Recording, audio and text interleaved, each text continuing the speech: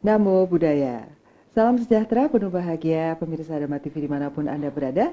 Tentunya yang berada di Malang Raya, juga di Kediri, kemudian ada di Blitar, ada di Tulungagung. Selamat malam, apa kabar Anda?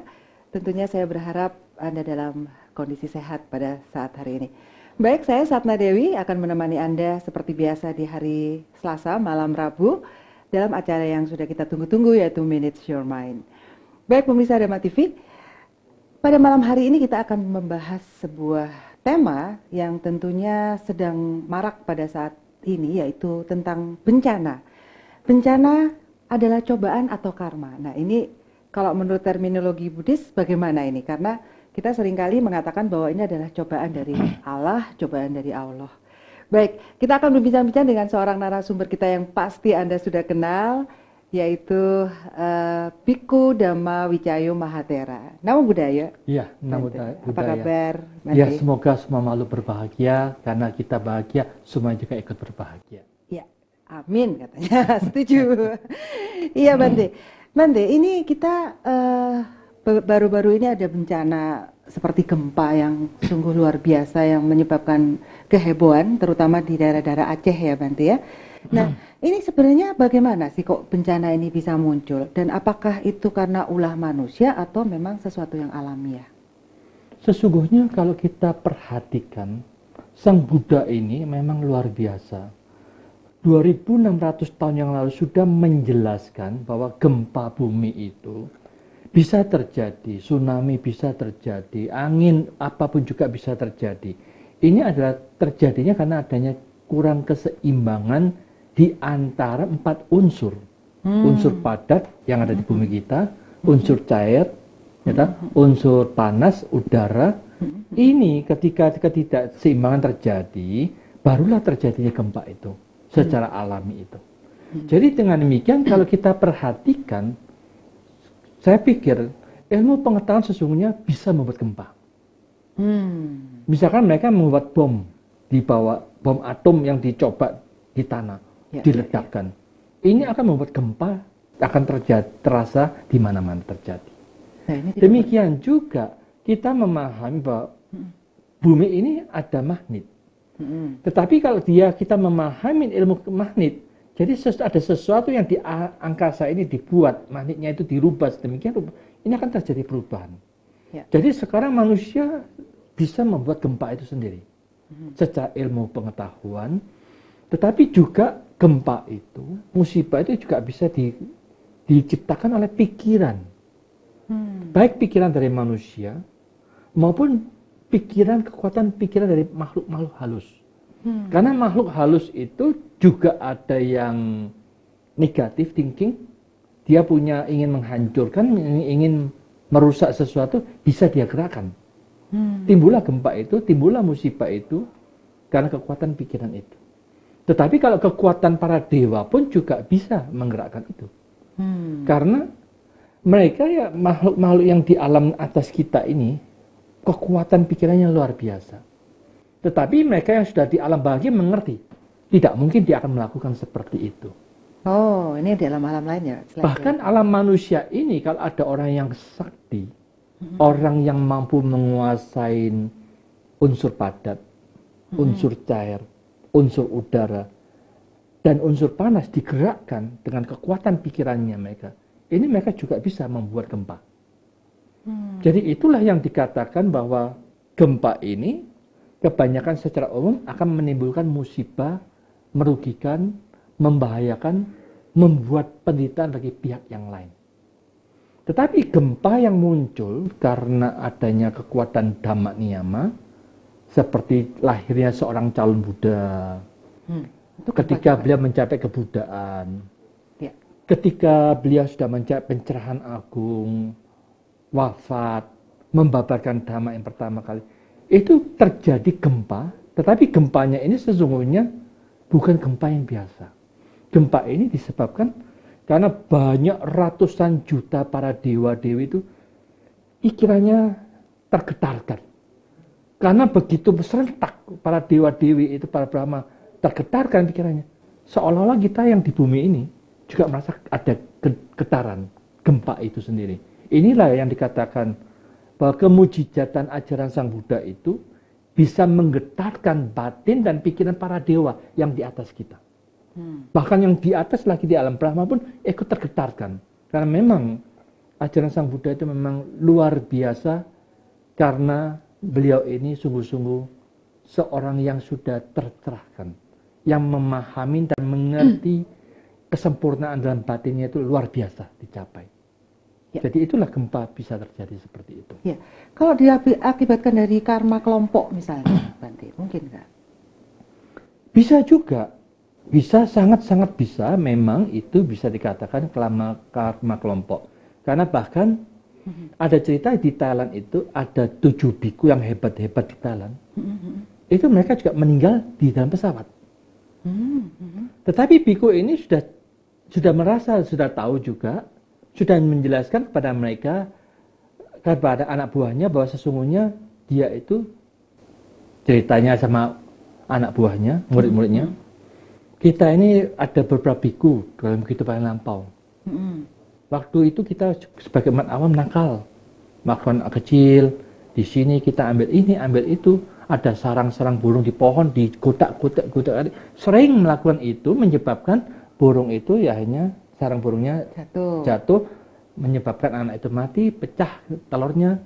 Berkali-kali dalam kehidupan yang sekian lama, itu mengakibatkan dia harus menerima karma seperti itu.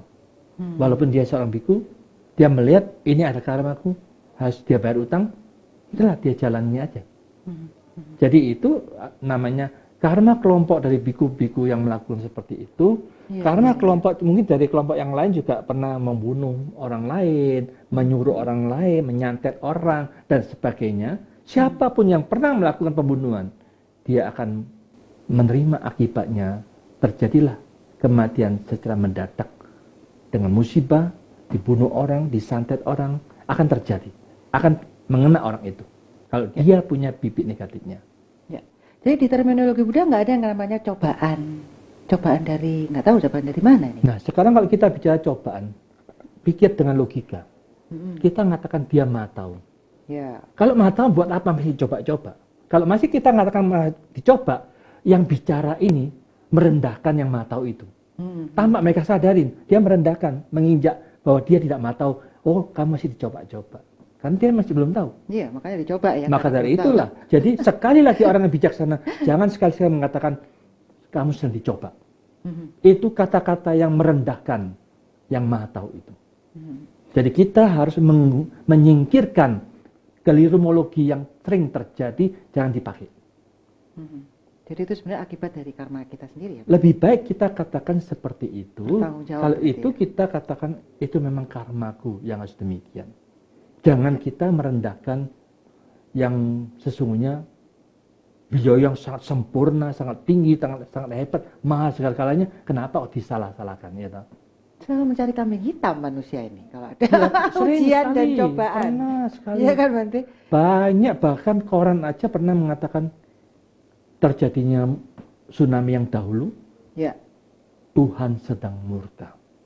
Disinilah yang dikatakan kata-kata ini sesuatu yang mengfitnah Tuhan kurang pantas itu sendiri. Gitu, tidak santun gitu ya. Tidak seharusnya dikatakan oleh seorang agamawan.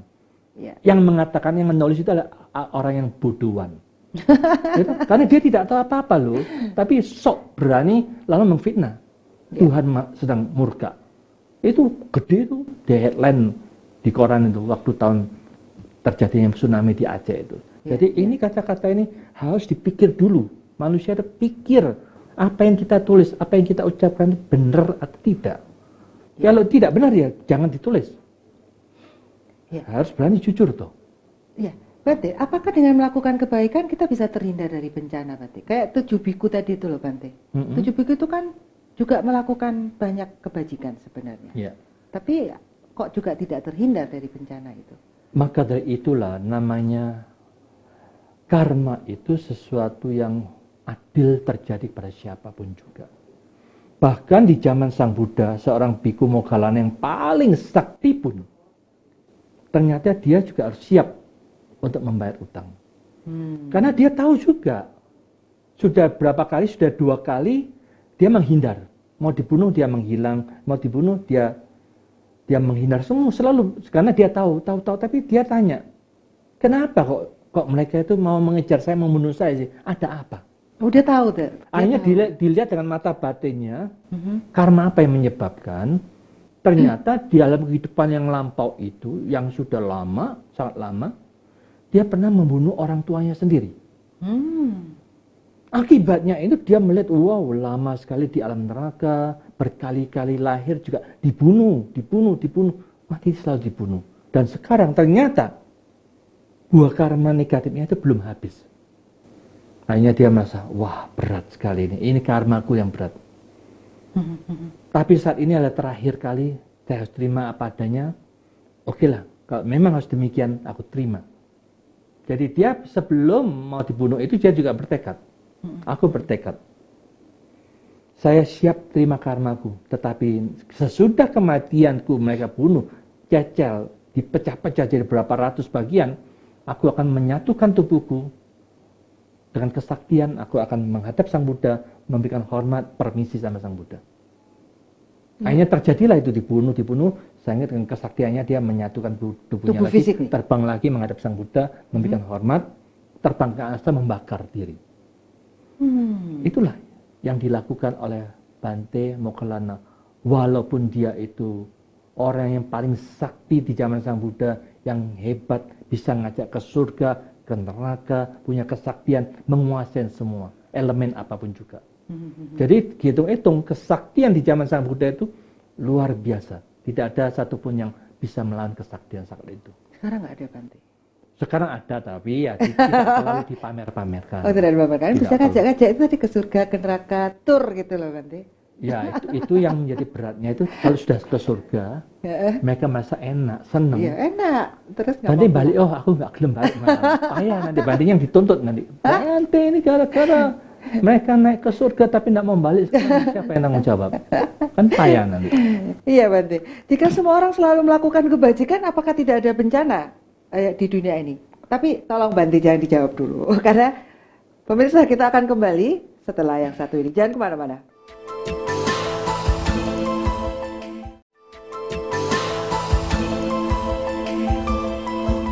Baik pemirsa Dhamma TV, tentunya Anda masih setia bersama kami dan tentunya selamat malam buat Anda yang baru menemukan channel Dhamma TV. Masih bersama saya Satna Dewi dan tentunya dengan narasumber kita yang luar biasa dengan Biku Dhamma Wijayo Mahathera. Iya Bante, tadi kita terpotong nih. Pertanyaannya adalah jika semua orang selalu melakukan kebajikan, apakah tidak ada bencana di dunia ini? Sekarang memang kalau bisa semua orang itu berubah dan berubah untuk senang berbuat kebajikan, otomatis dia berkurang keserakahannya. Ketika kurang berserakannya, mereka juga memikirkan bagaimana dunia ini bisa terlindung dengan baik dan bagus. Otomatis mereka itu tidak menebang ini, tidak menggali itu. Jadi bumi bisa diatur sedemikian rupa, banyak yang menanam, otomatis itu akan mengurangi musibah, mengurangi malapetaka apapun juga, banjir akan berkurang, gempa juga berkurang. Sehingga dengan demikian, kebajikan-kebajikan yang dilakukan disesuaikan dengan keseimbangan alam lagi juga, pikirannya juga dikembangkan dengan baik, otomatis ini sangat membantu, mengurangi musibah demi musibah. Tetapi musibah itu tidak ada satupun yang bisa menerka.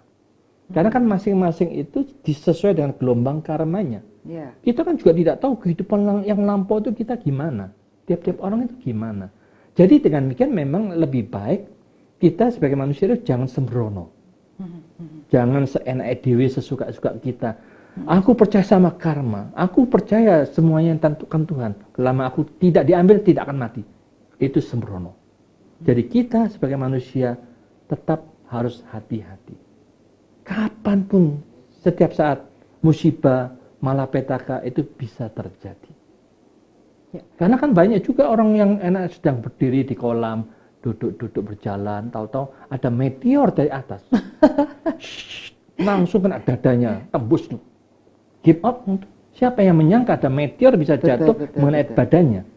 Betul, Pak. Ya, ada yang menyangka itu. Iya itu. Ya, seperti waktu itu yang di Jogja ada yang masak ketiban pesawat ternyata. lagi masak di dapur itu terjadi benar loh Bante, dan ternyata ya terjadinya tanpa. Bisa begitulah, memang kematian itu saat kapanpun bisa tiba. Maka dari itu kita manusia itu selalu siap. Kapanpun kita mati, siap menerima saat itu juga. Ya, harus siap berarti. Harus Every siap. time siap. Every time. Jadi makanya itu Sang Buddha katakan, orang yang tidak lengah selalu merenungkan kematian tiba setiap saat bagi kita. Orang yang lengah, dia tidak suka berbuat baik, suka sesuka-sukanya, dibuang-buang waktu percuma, akhirnya kematian tiba, terlambat sudah saat itu. Itu aja.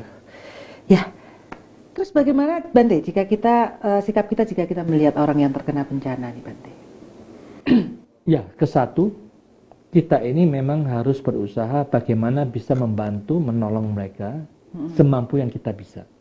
Kalau kita sudah membantu sekuat kita, semampu kita, ternyata masih banyak yang belum kita mampu bantu, kita harus menggunakan pikiran yang seimbang.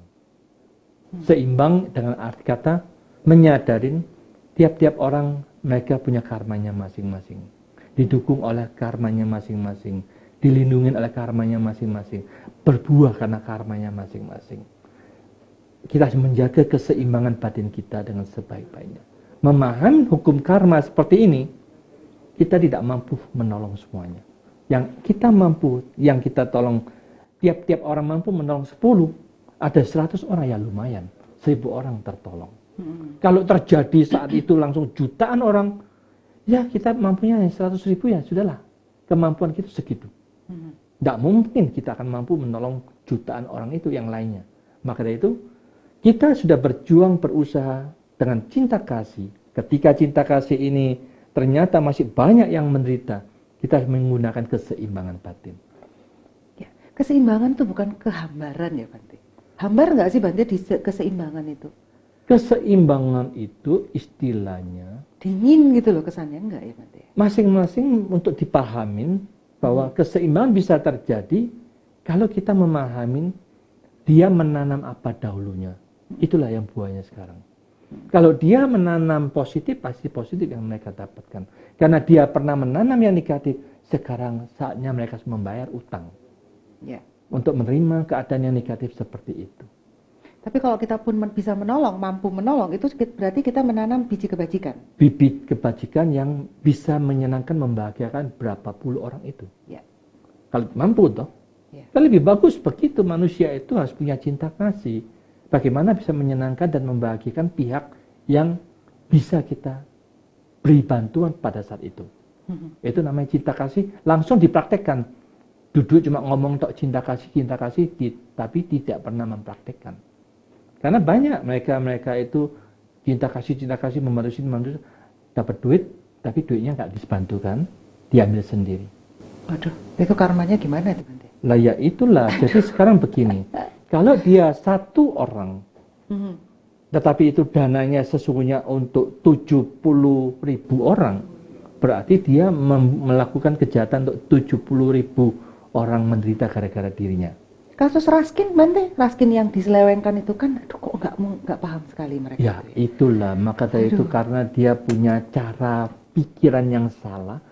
Selama mereka merasakan aku bisa mengambil, tidak ada yang tahu, dia merasa tidak salah. Ya. Tetapi Sang Buddha mengatakan, tidak ada satupun hal-hal negatif yang pernah kita lakukan itu bisa dihilangkan begitu saja. Semuanya akan terekam dalam batin dan pikiran. Walaupun tidak ada yang tahu, tapi diri kita sendiri yang tahu. Aku tahu bahwa aku telah melakukan kejahatan itu. Jadi orang yang sadar seperti ini, mereka tidak akan melakukan kejahatan. Orang yang tidak sadar, yang sembrono, orang-orang sing ro tak jupuk ae, tak pakai dewi lah. Itu namanya kesembronoan mereka dianggap tidak berdosa. Dosa atau tidak dosa, ternyata itu kesalahan, tetap salah. Jadi hukum karma ini bukan milik siapa-siapa. Berlaku pada semua makhluk. Tetap nanti harus menuai ya berarti. Harus tetap membayar utang. Jangan nanti pas bayar utang dia bilang ini ujian dari Tuhan gitu kan nanti. Lah ya itu padahal dari hasil karmanya sendiri. Dengan demikian kita akan menyelewengkan ilmu kebenaran itu sendiri, tetapi mengatakan dengan cara yang lain, ya. Jadi karena ada pintu pertobatan Bante. Kalau pintu pertobatan gimana? Kalau tobat itu maksudnya gimana? Sekarang melakukan, nanti tobat, melakukan lagi, tobat lagi.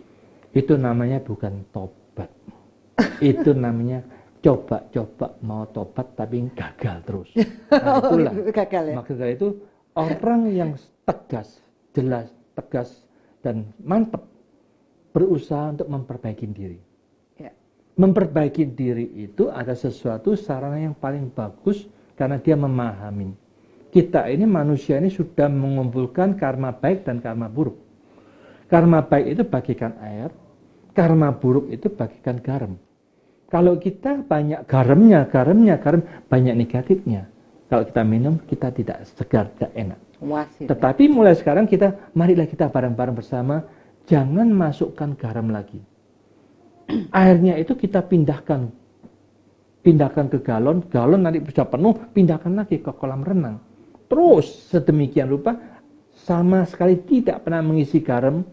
Lama-lama satu kolam renang itu penuh dengan air, kita rasakan, oh segarnya hidup ini, oh nikmatnya air itu.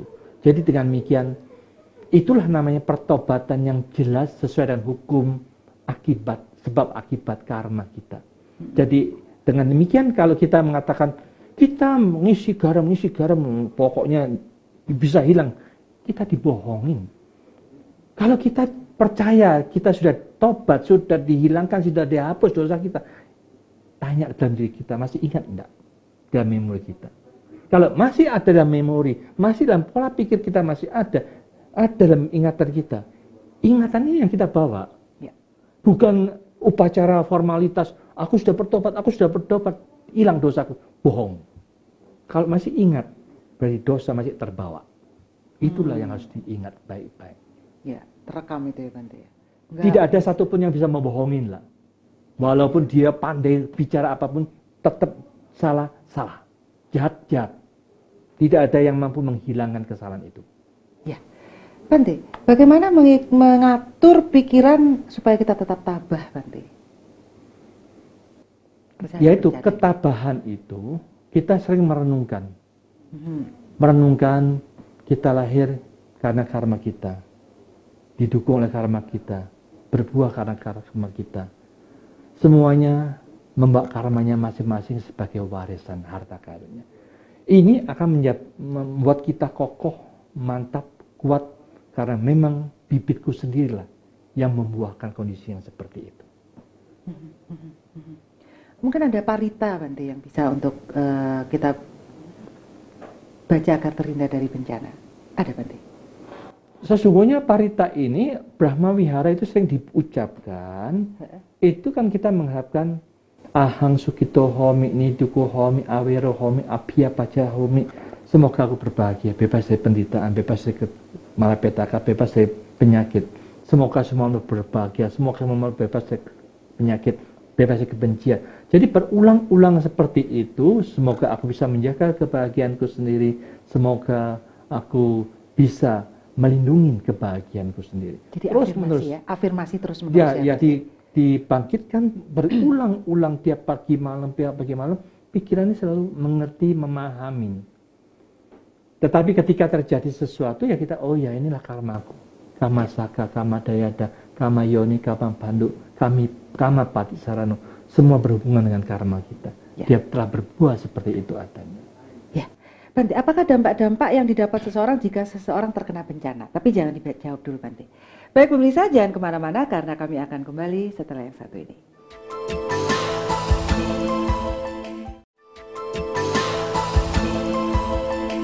Baik pemirsa Dharma TV, kembali saya Satna Dewi tentunya dalam acara Manage Your Mind.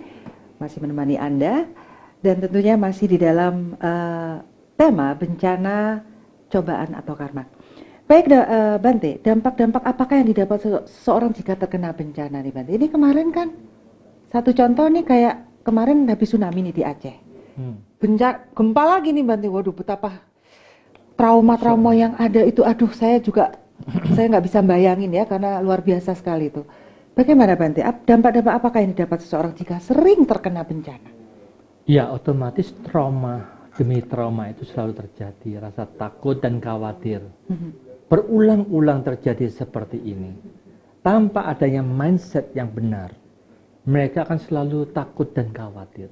Ya. Maka dari itu orang yang seperti ini, dia harus menata ulang cara berpikir, bagaimana dia menghadapi situasi seperti ini, apapun kejadiannya, tidak sampai takut, tidak sampai khawatir lagi, tidak membayangkan macam-macam, siap menghadapi apapun juga.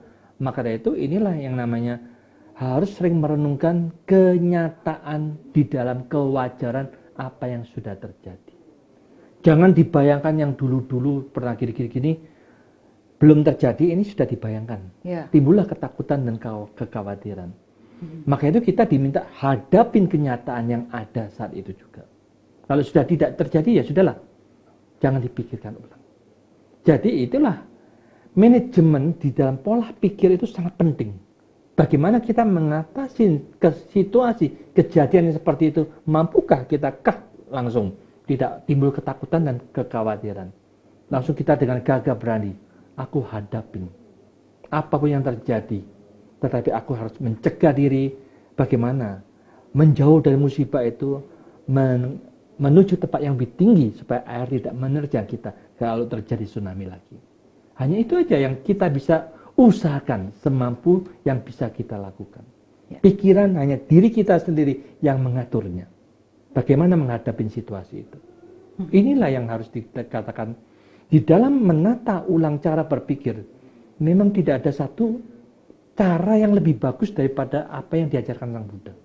Karena Sang Buddha punya ajaran itu memang the best of psychology. Paling bagus dalam tata cara kejiwaan tiap-tiap individu. Ditata dengan sedemikian rupa, dia akan bisa menghadapi semuanya teguh, mantap, seimbang, damai dan bahagia. Akan menjadi milik kita bersama.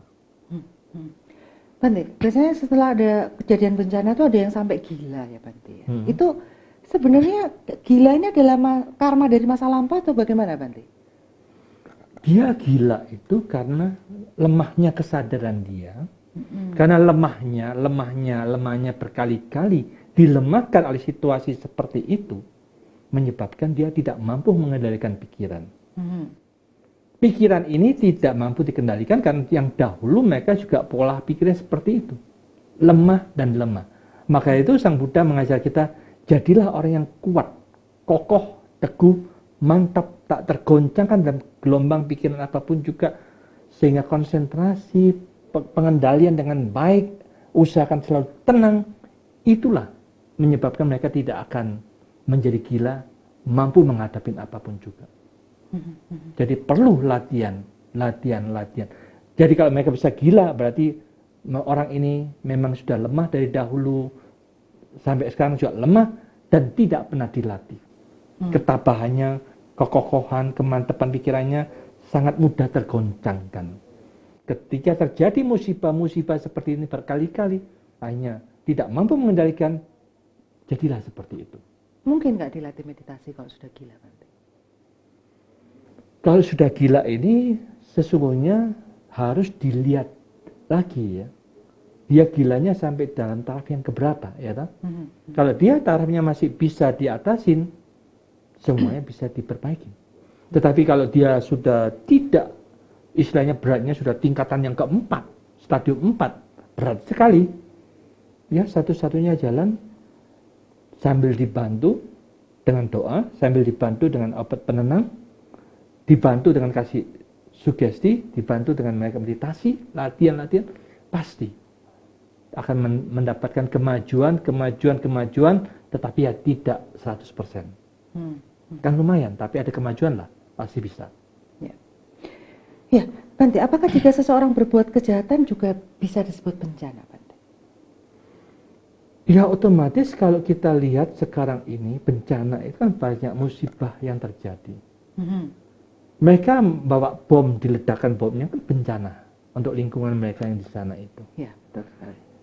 Kalau mereka menggunakan ilmu yang mereka ketahui bagaimana untuk menggetarkan, membuat tsunami, membuat gelombang tinggi, membuat panas dan sebagainya, itu kan juga termasuk bencana. Kalau kita melatih pikiran ini menggunakan energi panas, panas ini bisa kita gunakan untuk membakar sesuatu bisa. Membakar orang juga bisa. Menggerakkan apapun juga bisa dengan kekuatan pikiran kita. Jadi ini kejahatan itu bisa dilakukan baik secara alami dengan bom, baik secara kekuatan pikiran dengan pikiran-pikiran yang terlatih tetapi salah arah. Maka itu Sang Buddha menekankan siapapun yang melatih pikiran, dia harus ada fondasi moralitas ini kuat. Ya. Kalau dia tidak diajarin moralitas, hancur dah. Merusak ya. Lingkungannya akan rusak, orang lain rusak, bertindak sesuka hatinya. Seolah-olah dia hebat, tidak ada yang tahu, tidak salah. Tapi dia melakukan kejahatan berulang-ulang. Melakukan kejahatan dengan fokus ya itu Bante. Ya, pasti itulah. terjadi ya Bante ya. Bisa. Tanpa moralitas ya terjadi kekacauan. Maka itu kalau agama tanpa moralitas, agama itu harus dibuang ke sampah. Kan semua agama menekankan moralitas kok. Benar. Maka itu kalau mereka ada menekankan agama tidak perlu moralitas, tidak perlu sila itu, agama yang orang ngomong seperti itu harus buang. Itu membahayakan agama itu sendiri. Ya, sesat itu Bante. Oh, sangat Lagi sesat. tren ini ya agama sesat ini. Agama sesat. Nah, bagaimana suatu bencana diklasifikasikan menjadi bencana ringan dan berat Bante? Bencana ringan dan berat. Sesungguhnya dikatakan tergantung penilaian kita juga. Walaupun Islam bencana yang di luar itu terjadinya begitu hebat, begitu berat.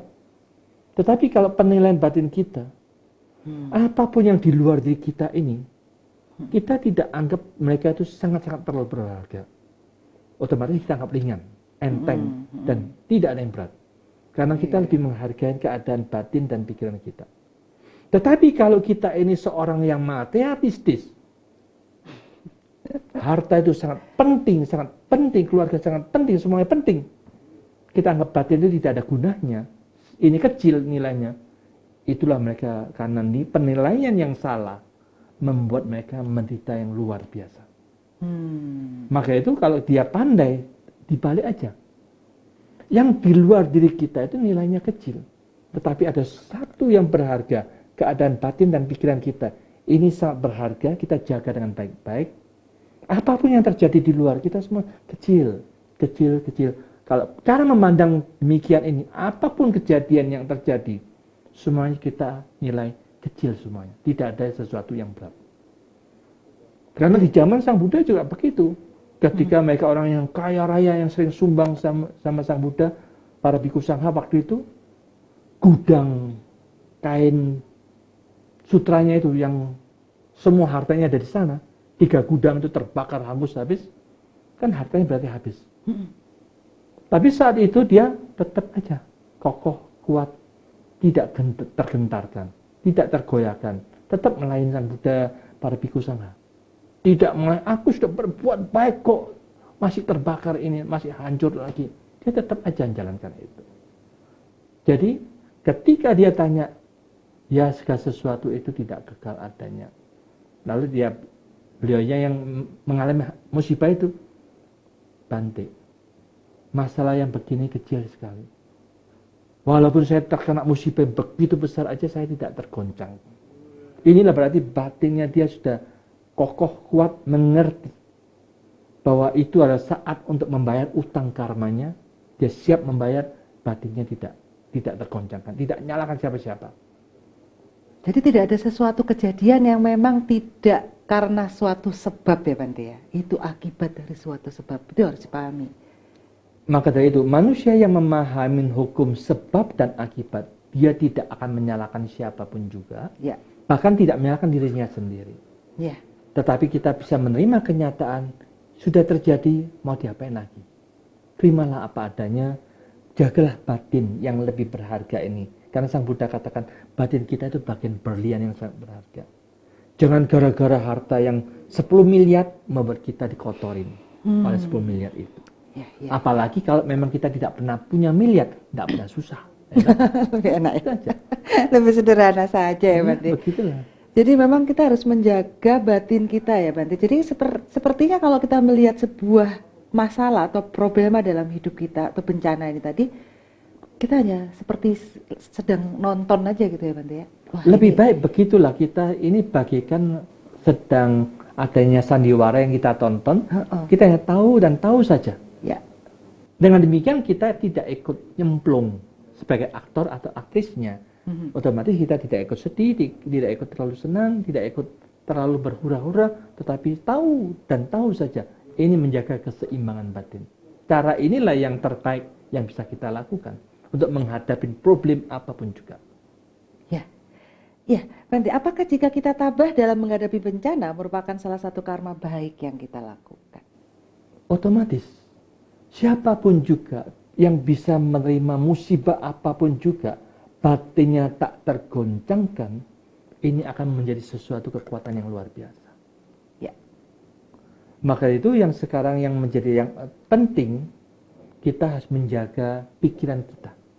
Bagaimana pikiran ini bisa tidak tergoncangkan oleh apapun juga.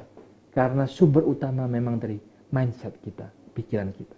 Ya. Pikiran yang terlatih dengan baik, dia akan menjaga sesuatu yang berharga ini bagikan berlian yang sangat-sangat bernilai itu. Ya. Jadi manakah yang seharusnya dilakukan? Kita harus menghindari atau menghadapi bencana. Tapi jangan dijawab dulu, Bante. Baik pemirsa Dhamma TV, jangan kemana-mana karena kita akan ketemu lagi setelah yang satu ini.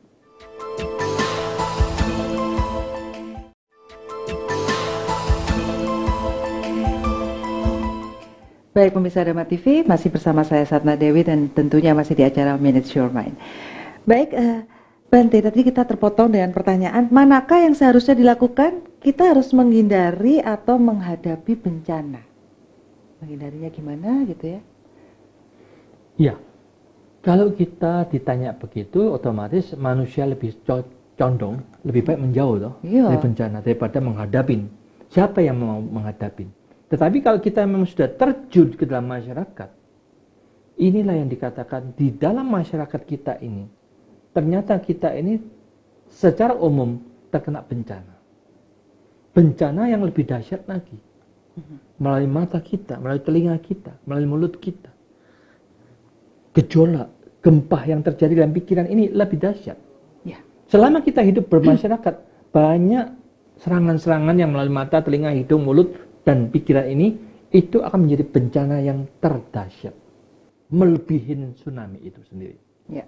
Ini bisa menimbulkan jengkel, benci, curiga, berprasangka buruk. Nah, ini cemas, kacau, kesal, takut, cemas itu muncul saat itu juga. Ya. Inilah gempa yang tidak pernah disadarin oleh manusia. Betul.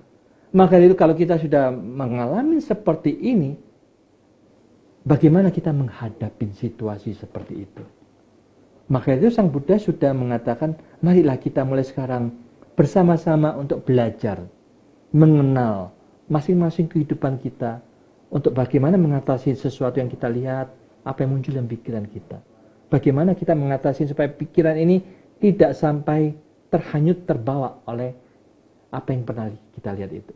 Demikian juga apapun yang kita dengar, kita dicaci, maki, difitnah, bagaimana kita bisa mengatasi pikiran kita. Ya. Nah, taktik, cara yang kita renungkan, kita analisa berkali-kali, akhirnya kita akan menemukan bagaimana caranya supaya kita bisa menghadapi deraan serangan dari mereka supaya batin dan pikiran kita ini tak tergoncangkan masa itu. Ini adalah sesuatu pelajaran dalam menghadapi situasi demi situasi yang telah kita alamin bersama, itu menjadi guru kita yang terbaik. Ya, betul. Untuk kita bisa hadapin, menilai, untuk kita aja mengevaluasi bagaimana cara berpikir yang terbaik supaya kita bisa menghadapi situasi seperti apapun juga. Ya. Nah ini bukan bukan teori, tetapi harus dipraktekkan dalam kehidupan kita sehari-hari untuk menghadapi situasi apapun juga, sehingga batin tetap seimbang, tenang, tabah, tidak tergoncangkan. Itu kalau bisa dicapai, latihan mereka berhasil. Ya, jadi bencana atau musibah menjadi sebuah tolak ukur bagaimana kualitas dari batin kita ya, Bante, berarti itu ya. Ya, itulah yang namanya ketika batin kita sudah meninggi, ya, tidak terkena oleh angin, tidak terkena air lagi, dia sudah seimbang, hanya tahu saja, tidak tergoncangkan oleh angin dan api lagi. Itulah yang quality batin kita sudah di tingkat yang tertinggi. Tetapi kalau kita masih terombang-ambing oleh air, jengkel, mangkel, takut, benci, bingung, stres, berarti kita sama-sama masih rendahnya. Jadi jangan jelekkan siapapun juga, nilai ke dalam diri kita. Kita termasuk yang tinggi atau yang rendah. Kalau batin kita masih terombang-ambing oleh apapun juga, berarti kita sama. Kondisinya sama. Jadi kita belum mencapai yang tinggi. Bagaimana kita terhindar dari ombak apapun juga. Kita juga terhindar dari api apapun yang membakar. Kita juga terhindar dari tornado, angin apapun juga. Karena kita sudah di atas dari segala-galanya itu. Jadi otomatis kalau batin kita sudah di atas segala-galanya, baru quality batin kita itu luar biasa. Kalau kita masih mengikuti semuanya, kita semuanya sama katanya.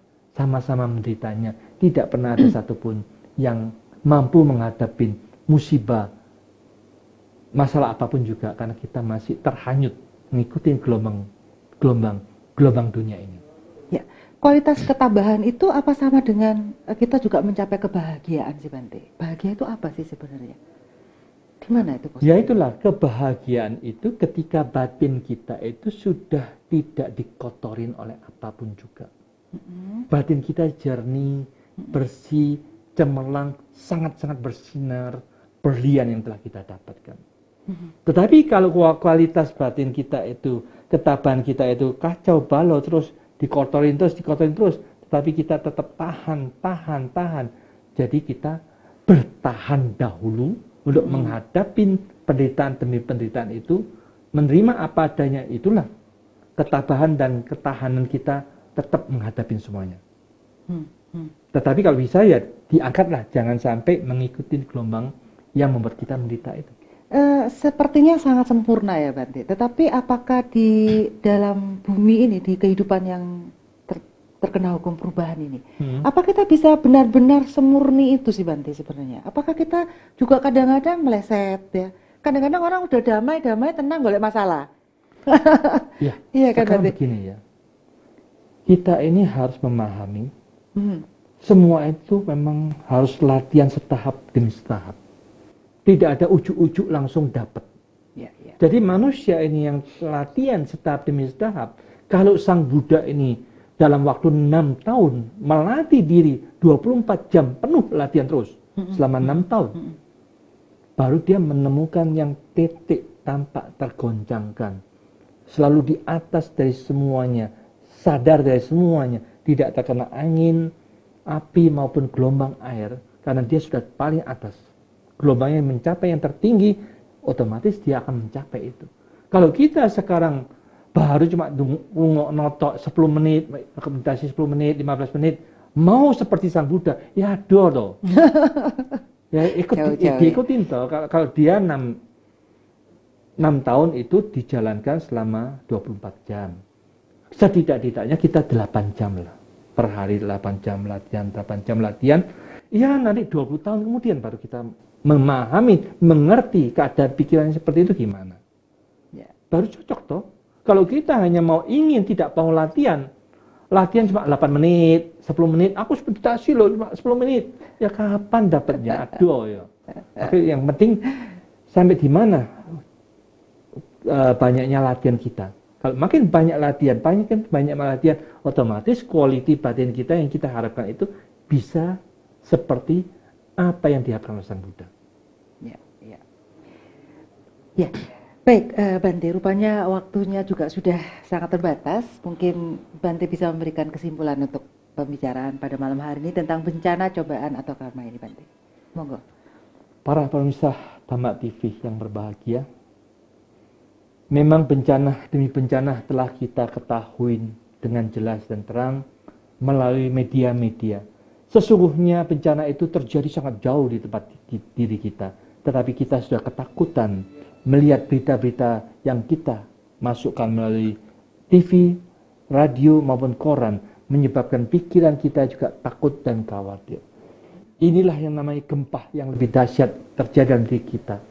Maka mulai sekarang apapun yang Anda lihat, Anda sadar itu terjadi di luar, bukan terjadi dalam pikiranku.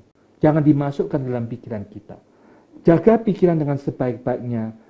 Hindarin semua bencana-bencana yang membuat kita takut masuk dalam pikiran kita. itu akan membuat musibah yang paling berbahaya untuk diri kita masing-masing. Mulai sekarang kita sadar, siapapun juga yang bisa menghadapi apapun juga melalui mata, telinga, hidung, mulut, tubuh dan pikiran kita, dilatih dengan sebaik-baiknya.